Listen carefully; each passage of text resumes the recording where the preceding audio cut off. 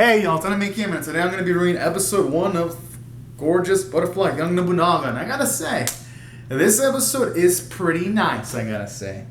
Because for one, I like how you get introduced to a nice cast of characters like Nobunaga. And I like how during this episode, you get a feel for his personality. Because for one, you can see that he's book smart, but as the episode progresses from a character standpoint, you see he's street smart too, because he coordinates with these other kids to try to steal items from people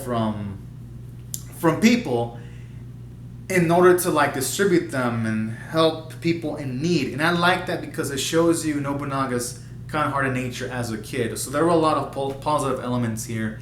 And in addition to that, it also gave him characterization near the end, because when his friends were about to be executed by his father, and his friends were even willing to protect Nobunaga's honor by pretending they didn't know Nobunaga, you see Nobunaga's balls of gigantic steel when he fucking puts his finger into the musket of his father like a fucking boss, and he even risked himself being shot in order for his friends not to be shot. And I found that sequence to be really, really beautiful right there. To see him protect his friends from his father, that was pretty badass. And I think it's a way to show you why he was so charismatic. So that was a cool element about this episode too, and it made me love Nobunaga's character a lot.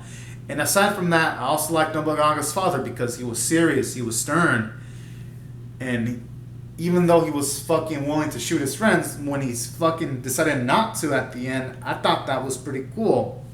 Seeing the ferocity of Nobunaga's father too. So that was also another cool element. And Nobunaga's gray-haired friend was pretty interesting. So from a character standpoint, I found it engaging. From a story standpoint, it was pretty engaging too, because you just see some of Nobunaga's time as a kid. And I'd say really the only nitpick I have is that it really rushes near the end, because this episode shows you the simple life of Nobunaga and all that as a kid. And it just pissed me off that it rushed like it's the first time he was in a battle, and then when he first got the name Nobunaga, and I'm like, oh, okay, come on now.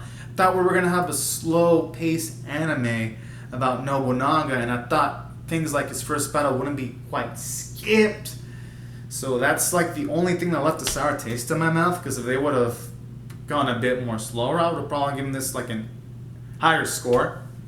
But I still enjoyed the episode regardless, despite them rushing near the end. And I'd say I liked the artwork. I thought it was pretty, and I think the character designs are good. The animation could be better, but it's not bad. It gets the job done. Thought the voice performances were good. I liked the soundtrack, and the opening was pretty nice. And I'd say overall, I'm going to rate this a 7 out of 10, because I thought it was pretty interesting. And would I recommend this show to anyone? Well, I would only recommend this if you really like historical animes, because I found it engaging, and I'm kind of neutral towards historical animes.